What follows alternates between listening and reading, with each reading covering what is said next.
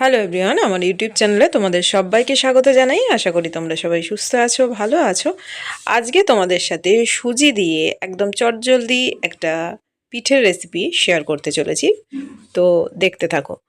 দেখো, এখানে আমি একটা কড়া বসিয়ে কড়াতে একটুখানি ঘি দিয়ে সুজিটা আমি দিয়ে দিলাম। ঘিয়ের মধ্যে সুজিটা একটুখানি আমি ভাজা ভাজা করে নেব, কিন্তু আমাদের এটা খেয়াল রাখতে হবে যে যেন সুজিটা পুড়ে না যায়।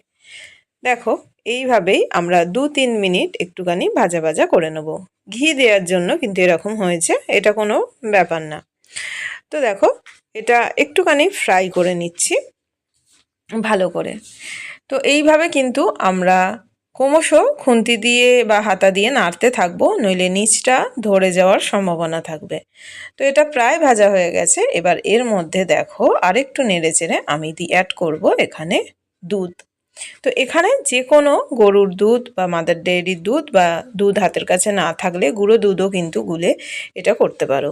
তো এখানে দুধ দেব, দুধটা কিন্তু একবারে দিয়ে দেবো না, এটা কিন্তু দেখে নেব যে কতটা দুধ লাগছে, কেননা আমরা এক একজন এক এক রকমের পরিমাণে আমরা করি। তো সেই বুঝে কিন্তু দেখে নিয়ে, যেমন আমরা সুজি রান্না করি সেই রকম কিন্তু আমরা এটা করে নেব। তো একদম দেখো দুধটা টেনে নিয়েছে, আমি আরেকটু দুধ এখানে দিয়ে দেবো। আর এটা কিন্তু যখন আমরা নামাবো দেখতেই পাবে যে একদম পুরো যে ড্রাই শুকনো সেরকম না কিন্তু, কেননা এটা আমাদের কিন্তু মেখে নিতে হবে। যেমন আমি তোমাদের সাথে ছোট ছোট ট্রিক্সগুলো শেয়ার করি যে কিভাবে রেসিপিগুলোকে একদম পারফেক্ট করা যায়, সেগুলো কিন্তু সমস্তটাই তোমাদের সাথে শেয়ার করব। তো আমি যেভাবে করি একদম সাধারণ ঘরোয়া পদ্ধতিতে, সেভাবেই কিন্তু তোমাদের সাথে শেয়ার করি, যে যাতে তোমাদেরও রেসিপিগুলো একদম পারফেক্ট হয়। তো দেখো, আমি থালার মধ্যে একটুখানি ঘি মাখিয়ে নিয়েছি। সুজিটা যথেষ্ট গরম, আমার হাত দিতে অসুবিধা হচ্ছে। তোমাদেরও যদি অসুবিধা হয় একটা হাতার সাহায্যে কিন্তু এটা করে নিতে পারো। হাতে আমার সুবিধা হয় সেই জন্য আমি হাতের সাহায্যেই করে নিচ্ছি। দিয়ে এখানে দেখলে একদমই অল্প পরিমাণে একটুখানি ময়দা এটাকে দিয়ে দিচ্ছি, যাতে আমাদের ডোটা তৈরি করতে সুবিধা হয়। যেমন আমরা আটা মাখি সেইভাবেই কিন্তু এটা আমরা মেখে নেব। দেখছো এইভাবে মাখতে মাখতে কিন্তু একদম স্মুথ হয়ে যাবে পুরো ডোটা। এবার এখান থেকে লেচি কেটে নিয়ে এরকম গোল শেপ করছি। তোমরা কেউ যদি মনে করো অন্য রকম পিঠের আকার দিতে পারো, কিন্তু এইভাবে সব থেকে সহজ হয়, সেই জন্য আমি এইভাবেই করে দেখাচ্ছি। এইভাবে গোল করে মাঝখানে চামচ দিয়ে একটুখানি একটা গর্ত করে নিয়ে এটা ভেতরে আমি এখানে সন্দেশের পুর দিচ্ছি। তোমরা কিন্তু এর ভেতরে নারকেলেরও পুর দিতে পারো। যেহেতু আমি চটজলদি কোনো রকম ঝামেলা ছাড়া এটা তোমাদের সাথে শেয়ার করেছি, সেই জন্য আমি এখানে নারকেলের পুর করিনি, আমি সন্দেশের পুর দিয়েই করছি। কিন্তু তোমরা যদি কেউ মনে করো তাহলে নারকেলের পুর দিয়েও এটা কিন্তু করতে পারো। তো এইভাবে দেখো আমরা এই বলগুলোকে, সুজির যে বলগুলোকে, সেইগুলোকে রেডি করে নিচ্ছি। তো সমস্তটা রেডি হয়ে গেছে। আমি একটা থালার মধ্যে দেখো এগুলোকে থালার মধ্যে তুলে নিচ্ছি। এবার আমি কড়া বসিয়ে দিয়েছি, কড়াতে তেল দিয়েছি, তেলটা গরম হয়ে গেছে। এবার চলো এই বলগুলোকে আমরা ভেজে নিই। তো এগুলোকে ভালো করেই ভেজে নেব। আর দেখতে পাচ্ছ এগুলো আমি একসাথে কিন্তু এই না যে খুব কম দিচ্ছি, অনেকগুলো করেই দিচ্ছি যতটা ধরছে। তেলও যে একদম খুব অনেক দিয়েছি সেরকম না, যেটুকু ভাজার জন্য লাগে সেরকমই দিয়েছি। এগুলো কিন্তু কোনো রকম গায়ে লেগে যায় না বা ভাঙারও কিন্তু ভয় থাকে না। তো দেখো, দেখতেই পাচ্ছ তোমরা কোনো রকম কিন্তু লেগে যায়নি। তো এবার আমরা উল্টে পাল্টে ভেজে নিচ্ছি। যখন আমরা দেব, আমরা ব্রাউন হয়ে এলে বুঝতেই পারবো যে ভাজা হয়ে গেছে। এইভাবে নেড়ে চেড়ে সব দিকটা কিন্তু ভালো করে আমরা দেখো ভাজা হয়ে গেছে। এবার এগুলোকে চলো একটা প্লেটের মধ্যে তুলে নিই।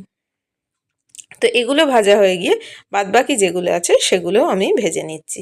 তো দেখো ভাজা হয়ে গেছে, আমি একটা থালার মধ্যে এটাকে তুলে নিয়েছি।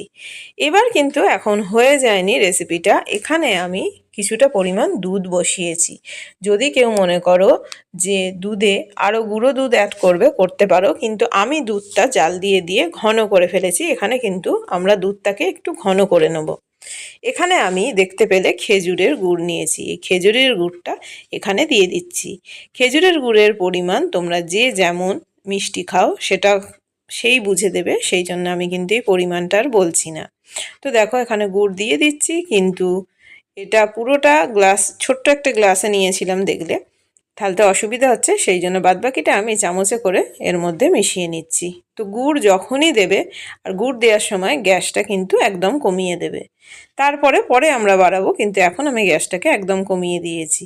দেখবে গুড় দেওয়াতে যখন আমরা হাতায় করে নাড়বো তখন কিন্তু এর কালারটা পুরো অন্য রকম হয়ে যাবে। দেখো কালারটা কিন্তু পুরো এরকম হয়ে গেছে, সুন্দর একটা কালার আসবে, আর স্মেলটাও কিন্তু দারুণ আসে।